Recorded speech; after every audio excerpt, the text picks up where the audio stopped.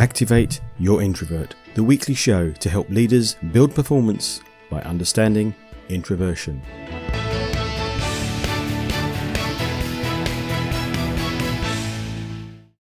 In this week's show, are you overly reflective or positive like Piers Morgan?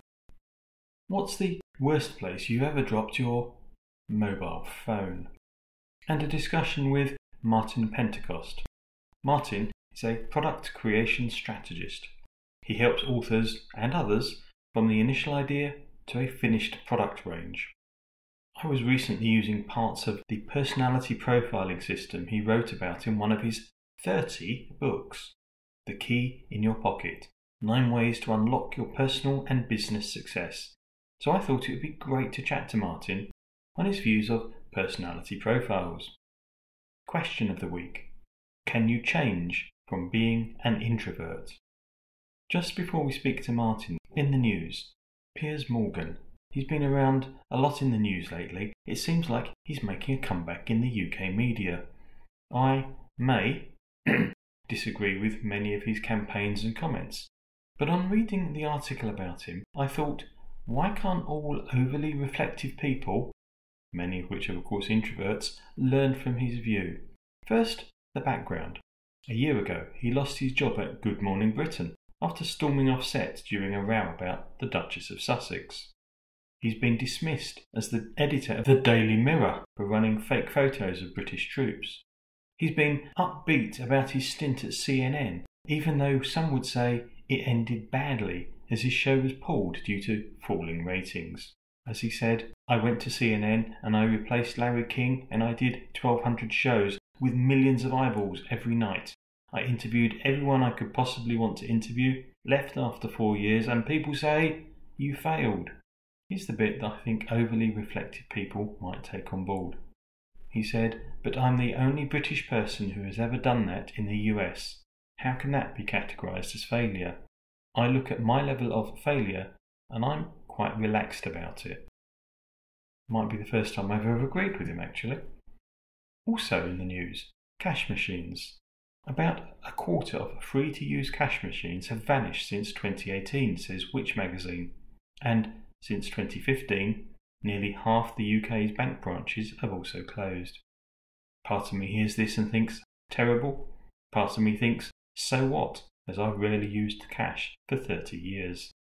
The reason I raise it is as a, pun intended, link to change. We're all living in times of great change. How's your firm dealing with it? I was visiting a company recently who were going through a big change program, and they'd taken the time to engage all of the staff in that program. The results are looking a lot better than previous change programs they've run.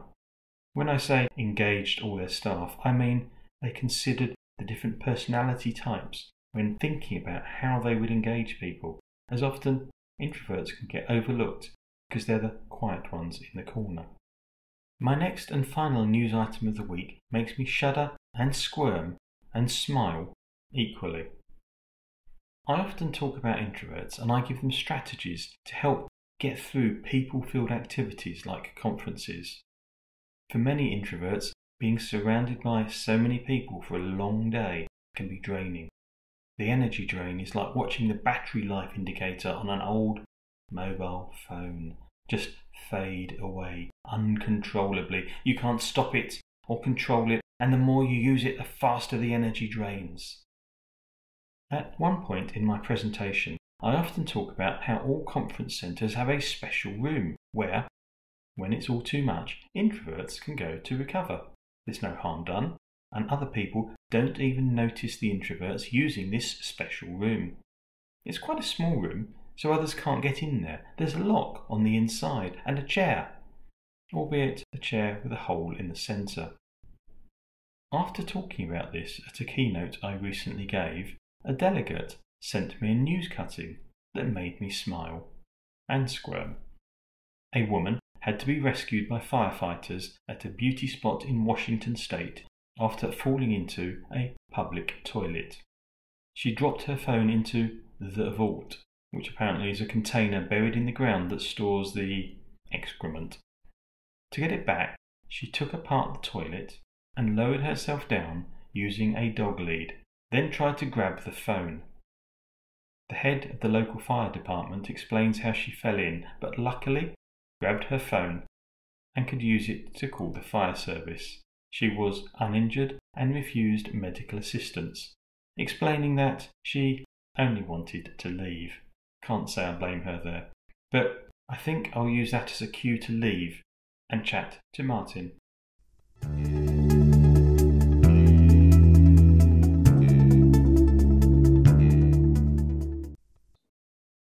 Welcome, Martin. Hello there, John. Thank you for inviting me. Oh, it's lovely to have this conversation. Thank you. Before we even get into personality profiling, are you an introvert or an extrovert, and what does that mean to you? I would say for me, introversion and extroversion are forms of nourishment. And depending on the context I'm in and the situation I'm in, I need different types of nourishment. So there are times when nourishment for me is literally being by myself, having time to think and reflect, process things, do lots and lots of navel gazing. And other times it's being with people, having conversations, listening to sort of the things that are coming out of my mouth and thinking, oh, I never thought of that. And I think in many ways, depending on the context, I view myself differently. And I love that idea of nourishment. And of course, it feeds immediately into the whole Freudian energy thing, but slightly different swing on it. In that context, I suppose you'll say you can go either way. You're an ambivert, as some people would say. Again, with the ambivert label, it's something that is really misunderstood and really overused, in as much as I do think that there is this contextuality to the whole spectrum of introvert to extrovert. And just to sort of lump people in the middle and say you can do a bit of both completely negates the contextual element of when do I need that particular type of nourishment, and how will the wrong nourishment affect me and my ability to do what I need to do in that particular circumstance. What led you to writing about personality profiling?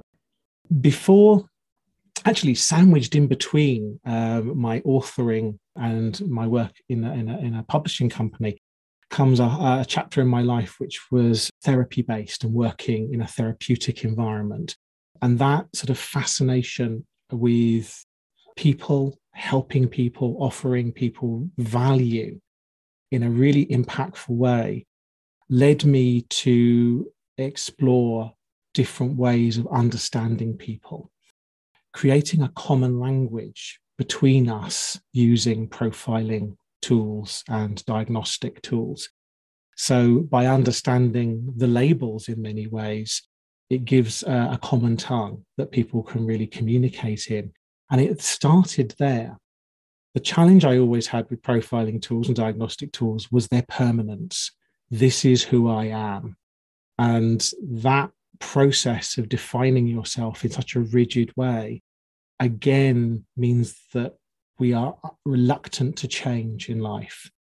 We don't see ourselves as many different things. And that for me is challenging. We always are growing and changing and evolving if we let ourselves. That rigidity of saying, this is who I am and that's who I will always be, deprives us of so much in life. So, as I often say, a label can be really good. It can allow you to quickly find a solution to something. If you live down to your label, I'm an introvert, therefore I can't do that, I think that's when it becomes heart-stoppingly bad. Oh, absolutely. Yes, definitely.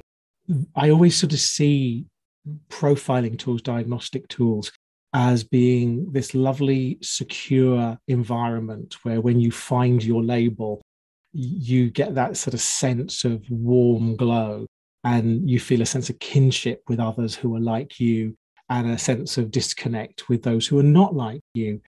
And that can feel very securing, very comforting for a while. But when that profiling tool then becomes a hindrance to you achieving something, I can't do this because I'm not that, or because I am this, suddenly it becomes a prison, and it ends up causing us to not do the things that actually we could be really good at, or to evolve or change or grow as a person. It becomes the prison that you mentioned earlier. Yeah, absolutely. I presume what you're talking about is a profiling where I look at the questions and I guess I'm determining what I am myself, as opposed to being told by a psychologist or something, you are this. Do you think they're the same kind of thing, or do you think there's a difference? I think self-identification has its pluses and its minuses. Very often we come with a whole series of biases and knowledge gaps that will enable us to completely miss certain aspects of our personality. And so when we're self-identifying, we will very likely sort of push aside the things we don't like about ourselves and answer questions that are more favorable to us. And that's where having an external influence, somebody who can actually sort of see you from the outside, can offer a less biased opinion. I also think as well that idea of somebody else putting a label on you and saying this is who you are can also be very restrictive. So I think when you get those labels in life and somebody tells you this is who you are, it's always about understanding that maybe in a particular context you can have traits similar to that or of that, but in another context you could be a completely different person, emotionally, psychologically, in behavior and action. Profiling of some way, you mentioned common tongue, and I always find that one of the really useful things in a team space is all having the same kind of tongue or language for describing different types of people. A team I once worked with had been on the disc, not disc, it was the colours, I can't remember what, insights. And right, yes. Because of that, they had this common language which they described it with, which for a team, I thought was very powerful. I remember going on this thing and being told, you are an INTJ or something. It's like having this label applied to you, just like you just said. It's just like, whoa. Absolutely. And it encourages a sense of elitism as well. I've seen certain profiling tools where people really pride themselves in the answers that they've got because only 2% of the population are that thing. And so therefore I am special. And it does sort of create this sense of elitism. However, when I approach profiling tools and originating new profiling tools, I always look at that transience. For me, for example, it's about your environment, where you are at that particular point, and how that context of that environment will possibly cause you to behave in a certain way. Whereas when you change the environment, you will behave differently. I talk about the habits, the 12 habits, which are habits that you can put on and wear. And when you're wearing those habits, you may adorn yourself in this way, and all of those lovely traits will come out. But notice when you're behaving in this way, when you're cloaking yourself or stifling yourself. And if you are wearing that habit at that particular time, it's really useful to give a common language.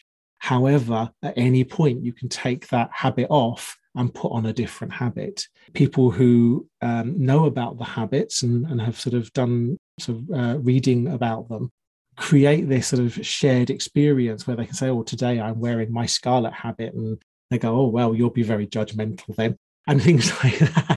And you can sort of know where somebody's at by the habit that they're wearing. You're touching on what I was going to ask next, actually, in a way, which is, we talked about all the downsides of having personality profiles. Yes. What's the plus then? Well, I mean, in terms of how you navigate life, using diagnostic tools to self-identify what is the most effective way of navigating the world, other people, communication, life in general, and having a profile built upon that is a great way of understanding why you do the things you do, what you might need in a certain situation that may be unexpected. For example, other people don't need that. Why do I? But also to understand sort of certain behaviors that you might not particularly like, and understand why you're doing that and how you can negate those behaviors or change them in some way by understanding your profile. And I think in that respect, providing you sort of always honor the transient nature of profiling it can be incredibly, immensely powerful and transformative for you. Might be a lovely lead in as we finish off the interview to a tip. So the first one then is going to be a tip for a manager who's probably not an introvert, who wants to understand her team's performance more.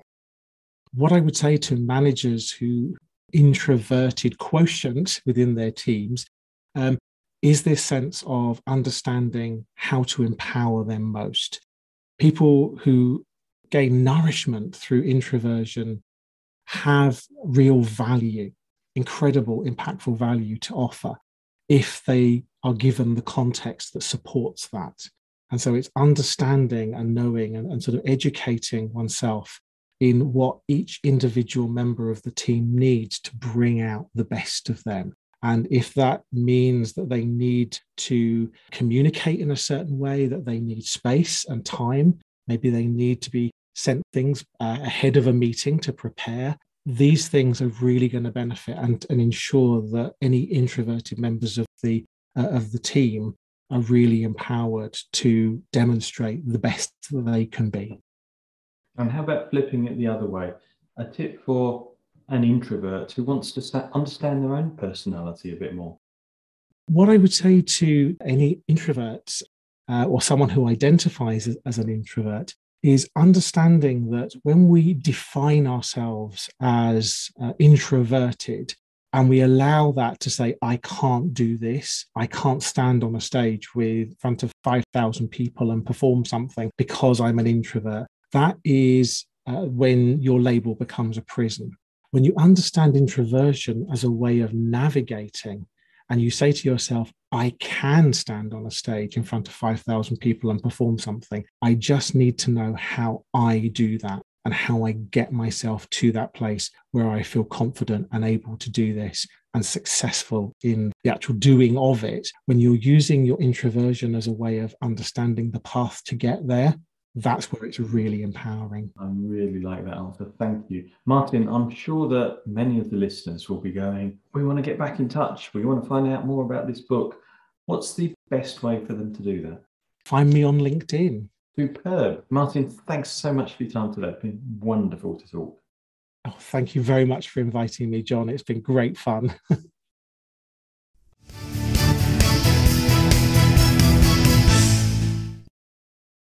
Wonderful discussion. Thank you, Martin. My takeaways from the discussion were, don't create a comfortable prison of your personality profile. Having a common language around team members can be a good thing for the team and a way for them to understand each other. Nourishment. I loved Martin's explanation of introvert-extrovert in terms of nourishment. So much I might have to steal it, but more importantly, it's a way to think of how you can use your personality type. How can I nourish myself and others around me using this information? What were your takeaways? Add to a discussion on the Facebook page. Activate Your Introvert.